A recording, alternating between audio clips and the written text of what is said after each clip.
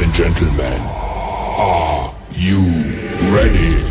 આજરોજ આપણી સ્કૂલમાં એટલે કે અંધજન તાલીમ કેન્દ્ર અમરેલી આજે જ્યારે સરસ મજાનો શિક્ષક દિવસની આપણી સ્કૂલમાં ઉજવણી થઈ રહી હોય અને એમાં તમે બધાએ ભાવથી જે ભાગ લીધો છે અને જે પણ પદે તમે શિક્ષક નિમાયા છો એ પદે એમ કહેવાય સેક્રેટરી નિમાયા છે, ગૃહપતિ નિમાયા છે, એ સર્વને આજના દિને ખૂબ ખૂબ શુભકામનાઓ.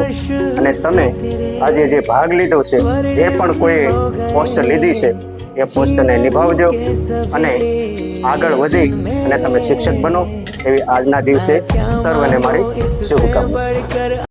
ધોરણ 10 જે પાઠનું નામ છે ભારતનો સાંસ્કૃતિક વારસો અને શિલ્પ અને સ્થાપત્ય કલા, એમની વિશે વાત કરવાની છે. શિલ્પ એટલે શું? શિલ્પ એટલે પથ્થર. શિલ્પ એટલે એક પથ્થર કે જે પથ્થર કે લાકડું છે કે કોઈ પણ ધાતુ છે એને જે કંડારી અને આકાર આપવામાં આવે છે તેને શિલ્પ કહેવામાં આવે છે. અને સ્થાપત્ય એટલે શું? કે જે સ્થાપત્ય, દાખલા તરીકે આપણે જોઈએ તો કિલ્લાઓ છે, મકબરાઓ છે, મહેલો છે, વાવ છે, કુવા છે, તળાવો છે, આવા કેટલાય સ્થાપત્ય આપણને જોવા મળે છે. દાખલા તરીકે આપણે વાત કરીએ તો દિલ્હીનો જે લાલ કિલ્લો છે તે એક સ્થાપત્ય કલા જ છે. આવી રીતના આપણે આ પાઠમાં ઘણા એવા સ્થાપત્ય વિશે આપણે વાત કરવાની. વિષય ગુજરાતી. પાઠનું નામ છે ચોપડાની ઇન્દ્રજાળ. એનો સાહિત્ય પ્રકાર છે આત્મકથા ખંડ. આત્મકથા ખંડ એટલે શું ખબર છે? આત્મકથા ખંડ એટલે એ વસ્તુ કે જે વ્યક્તિ પોતે અનુભવેલું હોય, પોતાના જીવનમાં બનેલી વાસ્તવિક ઘટના હોય ને, કેમ કે જો ભવિષ્ય છે તો પોતે કહે કે હું મને ભૂલો તો પોતે લખે કે હું મને ભણતો હતો, સમજવાનો ભણતો અભ્યાસ કરતો હોય. દીપક છે કે હું સાંભળ્યો ભણતો પછી અમે નીકળ્યો તો વણાટ શીખો, પોતે કીધેલું કે તું કોઈ સાંભળ્યું હોય પોતાનો અનુભવ તો કરી શકો કે મને તારી વિચારી હતી એમ. આ લેખક છે ચંદ્રકાંત ભોગે પોતાનું સ્વ પોતે અનુભવેલું છે જીવનમાં તે વાત કરી રહ્યા છે. એટલે શું કહેવાની? આત્મકથા ખંડ. શું કહેવાય? આત્મકથા ખંડ. પાઠનો સાહિત્ય પ્રકાર શું છે? હા. પછી લેખકનો જન્મ. લેખકનો જન્મ 31 ઓગસ્ટ 1920. 31 ઓગસ્ટ 1920 અને તેમનું અવસાન 2001.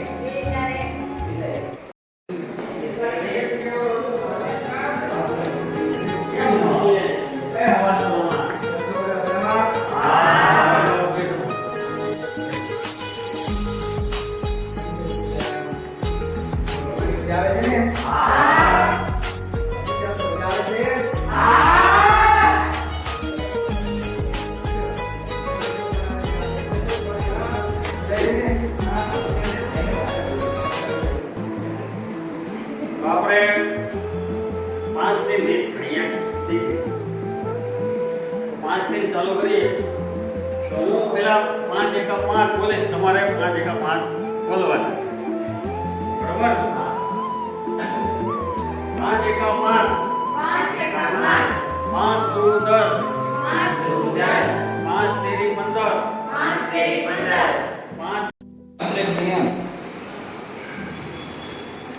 વિશ્વનો પ્રત્યેક પદાર્થ બીજા પદાર્થને પોતાના તરફ આકર્ષે છે.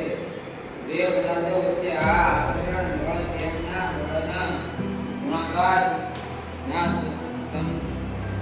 સમમાનમાં અને તેમની વચ્ચેના અંતરના વર્ગના વ્યસ્ત પ્રમાણમાં હોય છે. આ બળની દિશા બે બંને પદાર્થોના કેન્દ્રની મોટી રેખાની દિશામાં હોય છે. આ બંને ન્યૂટનનો ગુરુત્વાકર્ષણ તરફનો નિયમ કહે છે. ન્યૂટનની દર્શાવ્યું કે આ જ કારણસરનો સીધી રેખામાં ઊભો ચંદ્ર તેમાં કે બિંદુએ પૃથ્વી તરફ ખેંચાય.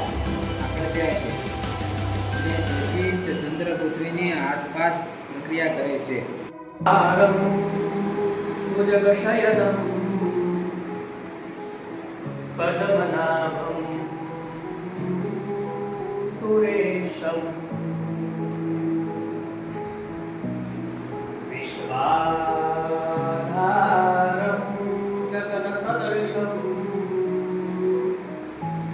वेदवर्णं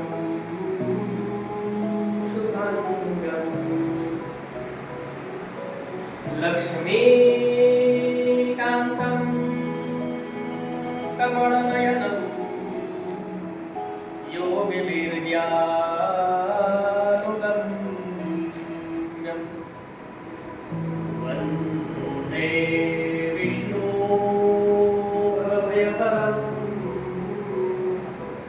सर्वलोकैकनाथं वन्दे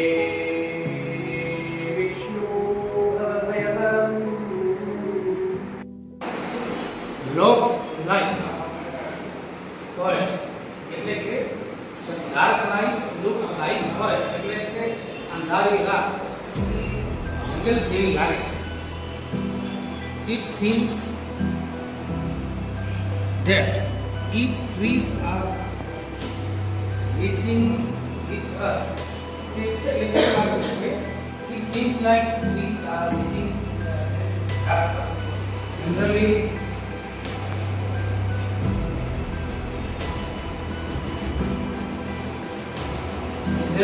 meeting then really your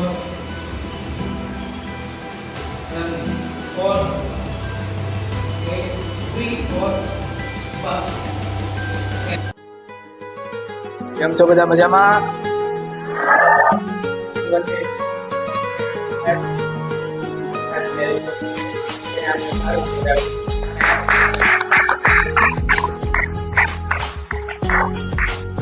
કેમ છો બધા મજામાં ને? બેસી જાઓ કેવું સાહેબ આમ કેવું તમને ભણાવે છે? મજા આવે છે? અવાજ નહીં જાવ તો મજા આવે છે? વાંધો નહીં હો. સાહેબ ચાલુ કરી દો.